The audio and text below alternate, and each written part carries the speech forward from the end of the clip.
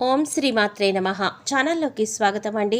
సింహరాశి వారి చుట్టూ ఒక దేవత తిరుగుతోంది. అయితే ఆ దేవత ఎవరు, ఎందుకు తిరుగుతోంది, ఆ దేవత అనుగ్రహం కోసం మీరు ఏం చేయాలి, అసలు మీ చుట్టూ దేవత తిరుగుతోంది అనడానికి సంకేతాలేంటి, అలాగే మే 27వ తేదీ మీకు ఏం జరగబోతోంది అనే ఆసక్తికరమైన విషయాలన్నీ కూడా ఈ వీడియోలో మనం వివరంగా తెలుసుకుందాం.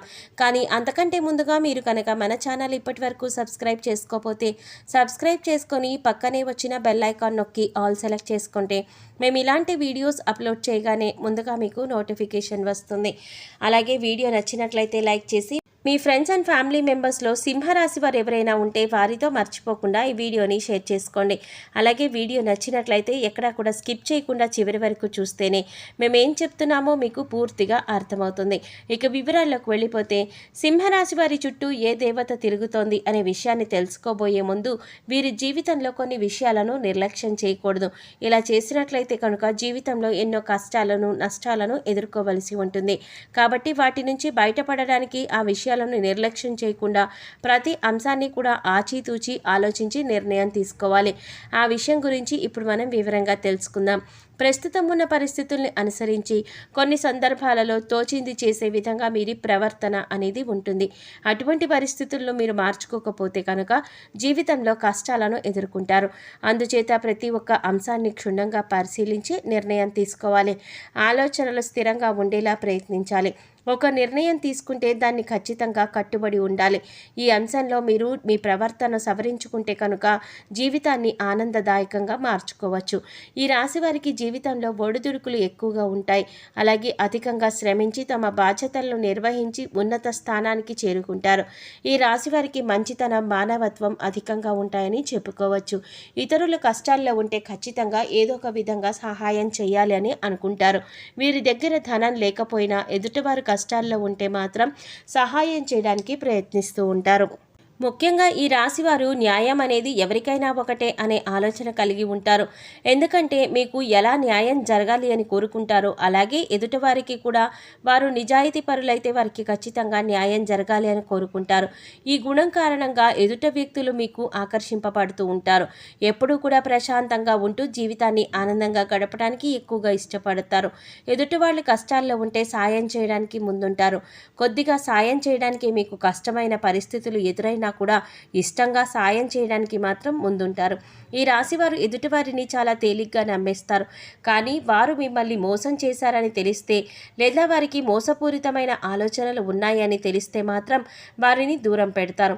అది బంధువులు కావచ్చు, మిత్రులు కావచ్చు, ఎవరైనా సరే వారిని దూరం పెట్టడానికి వెనుకాడరు. ఒకవేళ నమ్మిన వారి చేతిలో మోసపోయాము అని తెలిసినా కూడా మీరు ఎక్కువగా రియాక్ట్ అవ్వరు. కానీ వారిని మాత్రం శాశ్వతంగా దూరం పెడతారు.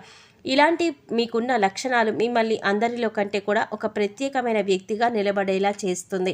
ఈ రాశి వారికి బాల్యంలో కష్టాలు అధికంగా ఉంటాయి.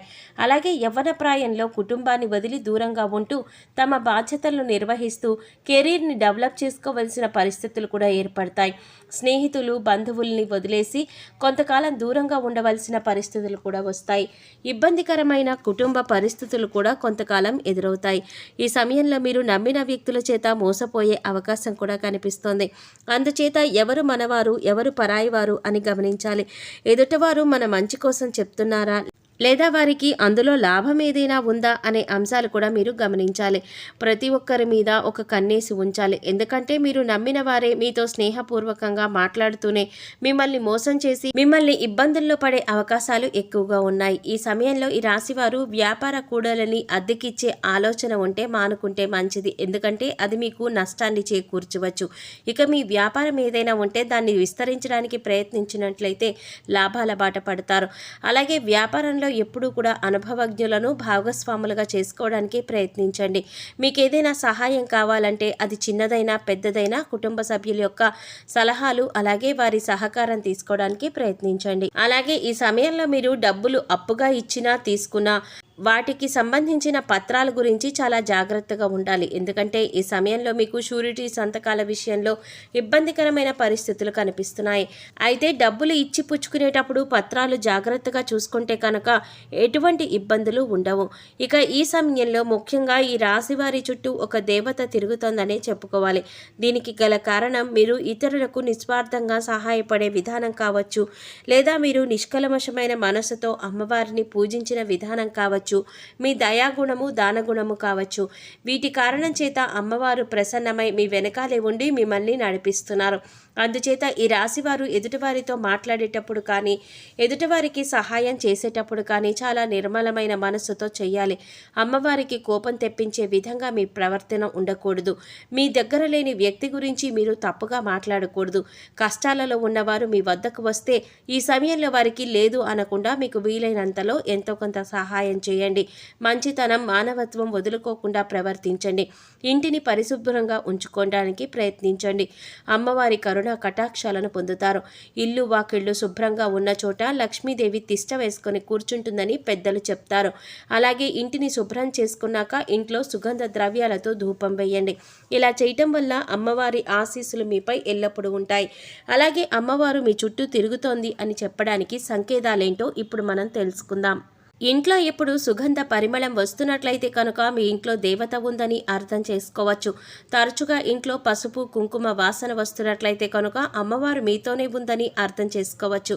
అలాగే మీ ఇంట్లో తరచుగా గజ్జల శబ్దం వినబడుతున్నా కూడా మీ ఇంట్లో అమ్మవారు ఉన్నట్లు అర్థం చేసుకోవచ్చు. ముఖ్యంగా రాత్రి సమయంలో గజ్జల శబ్దం వినపడుతున్నట్లయితే కనుక అమ్మవారు మీ ఇంట్లో తిరుగుతున్నారని అర్థం. మనసు ప్రశాంతంగా ఉన్నట్లయితే కనుక దేవత మీ వెనకాలే ఉండి మిమ్మల్ని అనుగ్రహిస్తోందని చెప్పుకోవచ్చు. ఎందుకంటే కొన్ని సందర్భాలలో కొంతమందిని చూసినట్లయితే ఎటువంటి ఇబ్బందులు కష్టాలు లేకపోయినా మనసు ఆందోళన మాత్రం పడుతూ ఉంటుంది. అలా కాకుండా కొంతమందిని చూసుకున్నట్లయితే ఎన్ని కష్టాలు ఉన్నా చాలా ప్రశాంతంగా ఉంటారు. మరి అటువంటి వారికి అమ్మవారి అనుగ్రహం ఉందని చెప్పుకోవచ్చు. ఇక ఎప్పుడూ ఎదుటివారి మంచి కోరుకుంటూ దాన ధర్మాలు చేస్తూ నిస్వార్థంగా ప్రవర్తించినట్లయితే కనుక అమ్మవారు మిమ్మల్ని తొందరగా అనుగ్రహిస్తుంది. అయితే మే 27వ తేదీ అమావాస్య. ఈ అమావాస్య అంటే అమ్మవారికి ఎంతో ఇష్టం. అయితే ఈ రోజున మీరు శక్తి కొలది అమ్మవారికి పాయసం కానీ పులిహార కానీ చేసి నివేదన చేయండి. అలాగే ఈ రోజున మీరు చేయకూడని తప్పు ఒకటి ఉంది. ఈ తప్పు చేసినట్లయితే మీరు అమ్మవారి ఆగ్రహానికి గురవుతారని గుర్తుంచుకోండి. సోమవారం ఉదయం స్నానం చేసిన తర్వాత శుభ్రమైన ఎరుపు రంగు వస్త్రాలను ధరించి రోజంతా లక్ష్మీదేవిని స్మరించండి. యాలకులు మరియు లవంగం వేసి కర్పూరం వెలిగించి లక్ష్మీదేవికి హారతి ఇచ్చి అన్ని గదుల్లో ఈ హారతిని చూపించండి. ఇలా చేయటం వల్ల మీ ఇంటి నుండి అన్ని రకాల ప్రతికూలతలు తొలగిపోతాయి. చెక్క పలక పైన కుంకుమ పువ్వుతో స్వస్తిక్ చిహ్నాన్ని గీసి దానిపైన గోమతి చక్రాన్ని ఉంచండి. తర్వాత దానిపైన శ్రీయంత్రాన్ని ప్రతిష్ఠించి పూజించండి. పూజ తర్వాత గోమతి చక్రాన్ని మీ పర్సులో లేదా డబ్బు దాచుకునే ప్రదేశంలో ఉంచండి. ప్రతి శుక్రవారం ఈ విధంగా చేయటం వలన మీ సంపద పెరుగుతుంది. అలాగే మీరు కెరీర్ జీవితంలో విజయాన్ని పొందుతారు.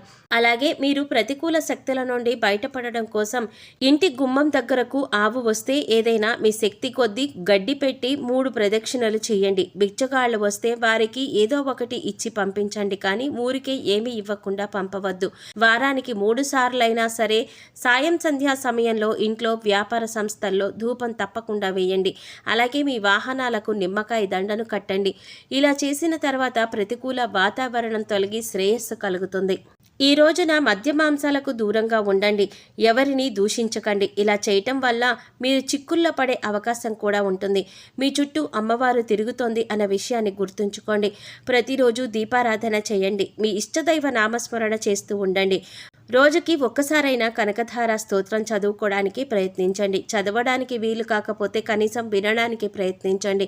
ఇలా చేయటం వల్ల అమ్మవారి కరుణ కటాక్షాలతో అద్భుతమైన ఫలితాలు పొందుతారు. చూశారు కదండి, సింహరాశి వారి చుట్టూ ఏ దేవత తిరుగుతోంది, సింహరాశి వారు అమావాస్య రోజున ఎటువంటి ఫలితాలు పొందుతారు, అలాగే మీ చుట్టూ ఉన్న దేవతను ఏ విధంగా గుర్తించాలి, దేవతను ప్రసన్నం చేసుకోవడం కోసం మీరు ఏ పనులు చేయాలి అనే అంశాలను ఈ వీడియోలో మనం వివరంగా తెలుసుకున్నాం కదా. ఈ వీడియో మీకు నచ్చినట్లయితే లైక్ చేసి మీ ఫ్రెండ్స్ అండ్ ఫ్యామిలీ మెంబర్స్లో సింహరాశి వారు ఎవరైనా ఉంటే వారితో మర్చిపోకుండా ఈ వీడియోని షేర్ చేసుకోండి. అలాగే ఇప్పటి వరకు మన ఛానల్ కనుక సబ్స్క్రైబ్ చేసుకోకపోతే సబ్స్క్రైబ్ చేసుకొని పక్కనే వచ్చిన బెల్ ఐకాన్ నొక్కి ఆల్ సెలెక్ట్ చేసుకుంటే మేము ఇలాంటి వీడియోస్ అప్లోడ్ చేయగానే ముందుగా మీకు నోటిఫికేషన్ వస్తుంది. మరో చక్కటి వీడియోతో మళ్ళీ కలుద్దామండి. ఓం శ్రీమాత్రే నమః.